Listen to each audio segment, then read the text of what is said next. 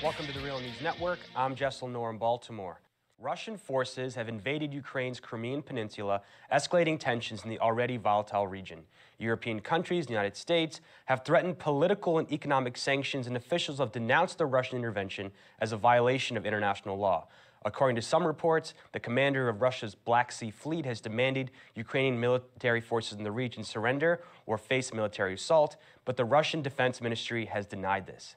Now joining us to discuss this is Robert Perry. He's a renowned investigative journalist, founder and editor of consortiumnews.com. Thank you so much for joining us, Robert. Thanks for having me. So let's first start by addressing this move by the Russians. Is it a violation of international law? And they've justified it by saying there's a humanitarian crisis. Is there any indication to support this? Well, I think it seems like international law is almost depends on the eye of the beholder at this point.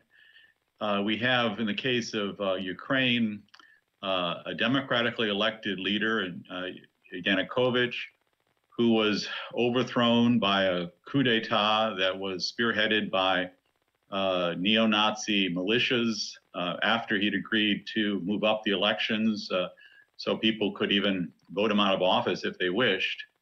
That led to his being forced to flee, and sort of rump parliament began to pass a bunch of laws while some of these neo-Nazi militias controlled the government buildings.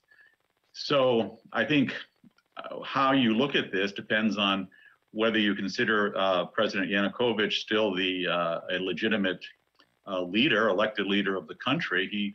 He has asked for Russian help.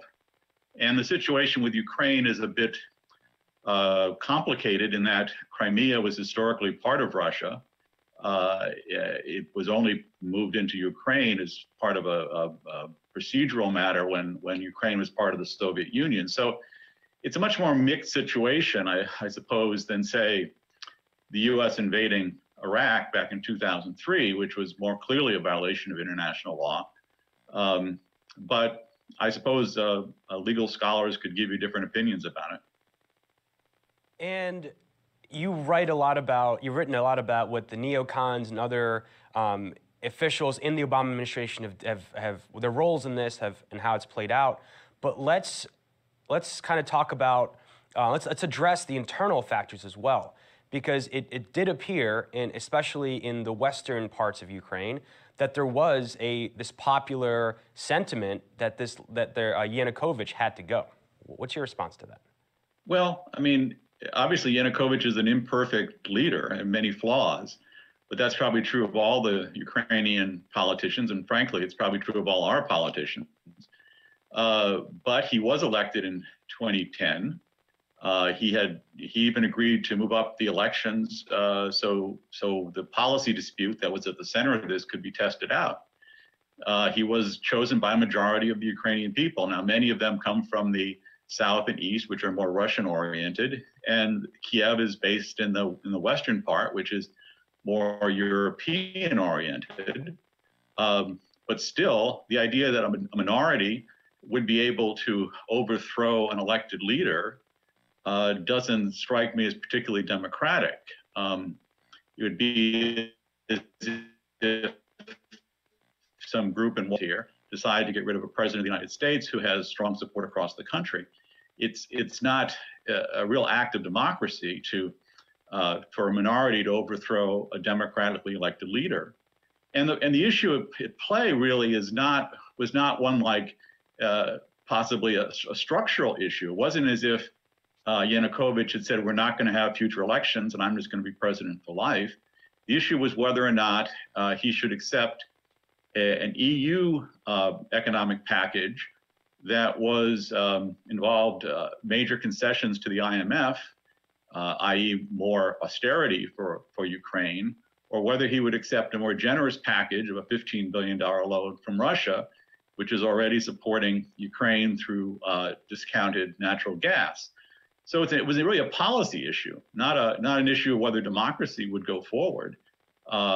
Yet it became this issue where a minority group in the streets decided to get rid of their president.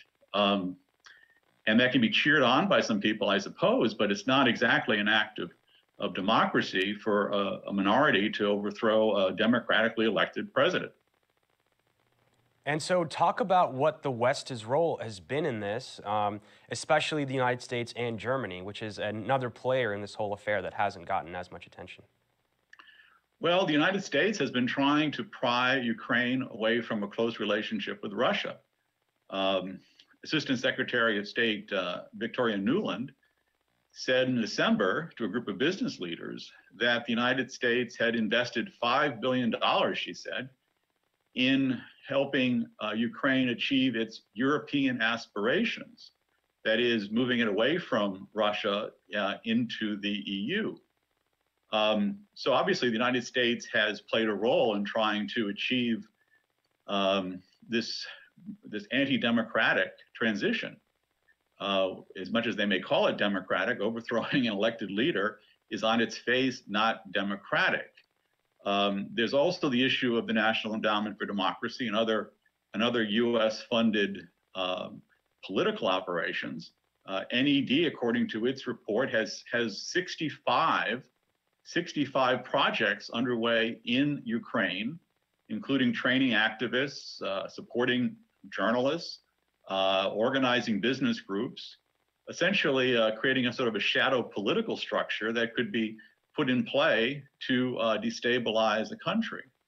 And that's what we've seen here. We saw a destabilization of a country which had problems, no question, and had leadership that was very flawed. But still, instead of going through a constitutional electoral process, another approach was taken. And Yanukovych did agree after the protests turned violent. He agreed to a deal negotiated by the EU to advance the elections and to have the police stand down. And the counter after that, Bushes intervened and took power basically, and forced him to flee along with his administration.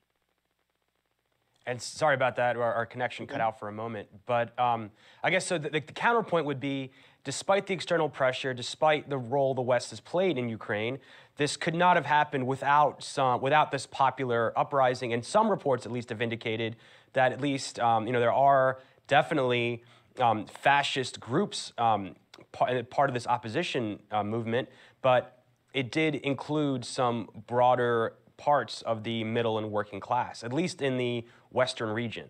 And I also wanted to get your take on what's at stake here. Why is this such a vital part of economically and with the industrial base there? What exactly is at stake for the West and for Russia?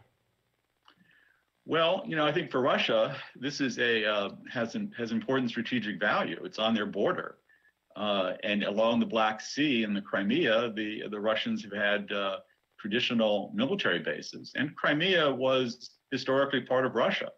It was only put into the Ukraine for more of a bureaucratic reason when they all were part of the Soviet Union, so it didn't really matter much.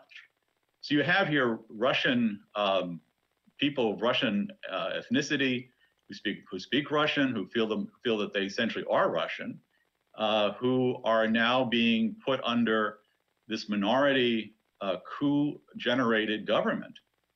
And this goes back historically to many ways where the United States has overthrown elected governments in the past. And in all those cases, you could say that the elected leaders had flaws and that there were some legitimacy, there was some opposition to them, whether it was Mossadegh in Iran in 53, or Arbenz in Guatemala in 54, or Allende in Chile in 73, or Morsi a year or so ago in Egypt. And there are many, many more. Aristide twice in Haiti. So you can always cite these flawed leaders and say that there are elements in those countries that legitimately want to get rid of their elected leadership, and the United States sides with them. That doesn't necessarily mean it's good for the people of those countries ultimately. In all the cases I mentioned, I think you could argue that it was worse for them. They ended up under severe dictatorships, often fascist dictatorships. In the case of Iran, you had decades of control by the Shah of Iran. In the case of Guatemala, you had 200,000 peasants being slaughtered. You had, in the case of Chile, you had widespread repression under Pinochet. So, you don't always. So while it may seem like it's all very nice that that Victoria Nuland, our Assistant Secretary of State for European Affairs, goes out and passes out cookies to the demonstrators in the plaza, it doesn't always lead to what is best for the people of that country. And Robert Perry, finally, we're almost out of time, but what does a principled position on this conflict look like for you, in your opinion?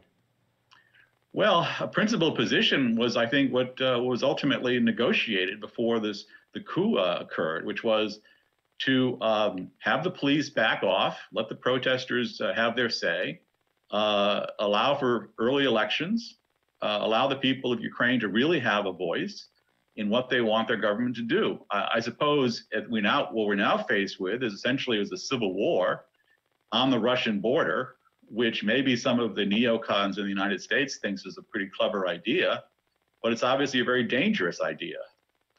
So I think principle is almost one thing at this point.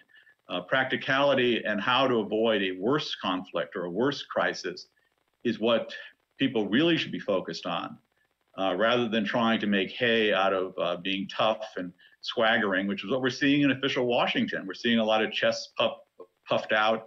We're seeing a lot of tough talk about standing up to the Russians. We're seeing kind of a Cold War mentality sort of clamp down on us. That's a very dangerous thing. And it's also dangerous because Putin and Obama have had a constructive relationship in avoiding confrontations or worsened confrontations in places like Iran, in places like Syria. Violence there has been avoided, or at least escalation of the violence has been avoided, because Putin and Obama have been able to strike deals. Now that whole relationship is at risk, which puts a whole number of other issues in play, whether or not the Syria conflict will spiral further out of control with U.S. intervention, whether Iran's negotiations will fail, whether that will lead to bombings of the nuclear sites. So a lot is in play here. And I think the neoconservatives who have been trying to stir this up, including Victoria Nuland, who is a holdover at the State Department from the Bush years, that the neocons want to achieve this idea of creating more pressure and more confrontation. They've achieved that, but I'm not sure it's a good idea for the world or for the United States policies. And I just wanted to follow up on one point you make. I don't mean to keep badgering this point, but so you listed a number of countries where the U.S. intervened or the U.S. supported a coup and toppled Democratic elected leader, but the U.S. also tried that in places like Venezuela and Bolivia, and they weren't successful because the government did enjoy popularity, and it was able to, well, in the case of Venezuela at least, get back into power after the overthrow, after the coup of the president. So just quickly, if you could respond to that. Well, in Venezuela, we're seeing a similar set of circumstances now against the government of Maduro. Whether he can survive is another question. But not every coup the United States has tried to instigate in the last 40, 50 years has been successful. But a lot of them have been. And the ones that have been have usually ended up in worse situations for the people of those countries. I don't think historically that can be disputed. So the fact that some coups are successful and some aren't doesn't reflect really the popular will of the countries. I don't think the people of Iran, broadly speaking, were interested in having the Shah back in '53, or the people of Guatemala were eager to have the military clamp down on them in '54, or the people of Chile were that thrilled about having Pinochet in '73. But that doesn't mean because those leaders were overthrown that there's some particular flaw in those leaders. But not every coup that the U.S. has tried to instigate has worked. That's also true.